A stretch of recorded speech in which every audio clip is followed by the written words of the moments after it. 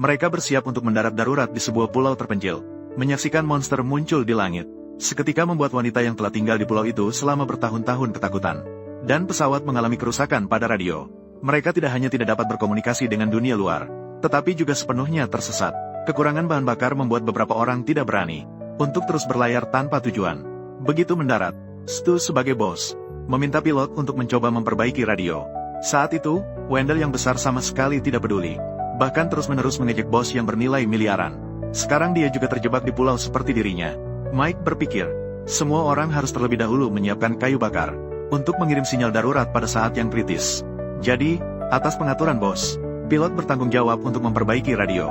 Anggota lainnya dibagi menjadi beberapa kelompok, membawa Ki untuk mencari kayu bakar dan makanan. Dan bos tetap tinggal untuk merawat rekan yang terluka di mata. Jelas sekali, Wendelin memiliki banyak keberatan terhadap tindakan bos. Dia tidak hanya memecat bosnya di tempat, dia juga mengajak rekan-rekannya untuk mengundurkan diri bersama. Mereka tidak perlu lagi mengikuti perintah bos.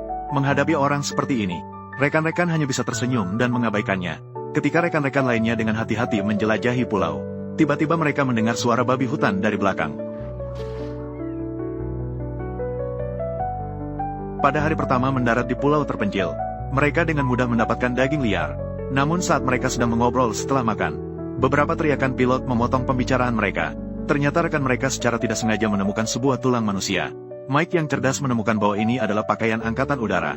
Dia berpendapat bahwa karena pakaian itu tidak terbakar, itu berarti saat pesawat jatuh, tidak terbakar, mungkin mereka masih bisa menemukan beberapa bahan bakar yang bisa digunakan. Kalimat ini membuat Stu langsung tersadar. Jadi, keesokan harinya, mereka bergerak terpisah untuk mencari pesawat yang jatuh. Tak lama kemudian, Mike menemukan jejak di pantai. Wendelin menilai berdasarkan jejak kaki, pihak lawan mungkin telah pergi ke hutan. Mike tidak tahu siapa orang-orang ini. Dia hanya bisa mengeluarkan pistol untuk meningkatkan kewaspadaan. Sementara itu, pilot meninggalkan untuk merawat rekan yang terluka. Seorang penduduk asli diam-diam naik ke pesawat. Untungnya, pilot bereaksi cepat. Dia berhasil lolos dari bahaya. Kemudian Mike mendengar suara rekan yang menembakkan sinyal. Dia tahu ada yang tidak beres dan harus segera kembali. Saat itu Wendelin menyadari situasinya. Terlihat seorang pria sedang mengejar seorang wanita dengan gila. Dan wanita itu setelah melihat Mike dan yang lainnya, keduanya tampak bingung. Wanita yang panik itu hanya bisa berlari cepat menuju hutan.